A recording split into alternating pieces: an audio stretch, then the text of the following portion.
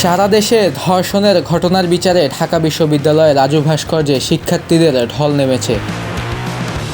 রাত 12টার দিকে কবি সুফিয়া কামাল হলের শিক্ষার্থীরা মিছিল নিয়ে বের হয়ে পড়েন। বিশ্ববিদ্যালয়ের নারী হল থেকে ছাত্রীরা রাজুতে এসে অবস্থান নিয়েছেন। পরে অন্যান্য নারী হলের শিক্ষার্থীরাও তাদের যুক্ত হন। তারা মিছিল নিয়ে হলপাড়া সহ ক্যাম্পাসের বিভিন্ন সড়কে যান। এ সময় ছাত্ররাও তাদের সঙ্গে যুক্ত হন। রাত 1টায় রাজু ভাস্কর্যের সামনে অবস্থান নেন তারা।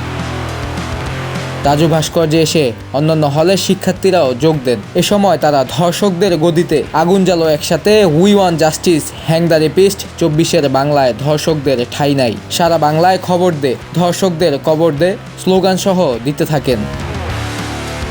শিক্ষার্থীরা সারা দেশে আইন শৃঙ্খলার পরিস্থিতির অবনতি, বিগত সময়ে হওয়া ধর্ষণের বিচারের দাবি জানিয়েছেন। এর আগে শনিবার সন্ধ্যায় 7:30টার দিকে ধর্ষকদের প্রকাশ্য ফাঁসির দাবি জানিয়ে মশাল মিছিল বের করেন ঢাকা বিশ্ববিদ্যালয়ের রোকেয়া হলের ছাত্রীরা। বিশ্ববিদ্যালয়ের রোকেয়া হলের সামনে থেকে মিছিলে শুরু হয়ে পিসি চত্বর হয়ে রোকেয়া হলের সামনে আসেন তারা।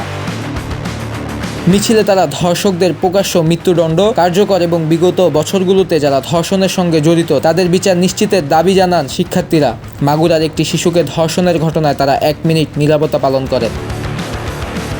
জানা যায় এই ঘটনার সাথে জড়িত 2 জন পুরুষ এবং 1 জন মহিলা। এই ধর্ষকদের আমরা প্রকাশ্য ফাঁসি চাই। যে মহিলা সহযোগী ছিল তারও ফাঁসি চাই। ধর্ষণ প্রমাণিত হলে তার একমাত্র শাস্তি হবে প্রকাশ্য ফাঁসি। আমরা আর গ্রেপ্তার নাটক করে দেখতে চাই না। শাস্তি না হওয়া পর্যন্ত আমরা শান্ত হব না।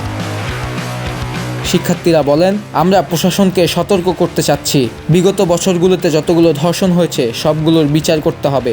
সরকার যদি একটি ফাঁসি দেয় তাহলে দৃষ্টান্তমূলক শাস্তি হয়ে যাবে।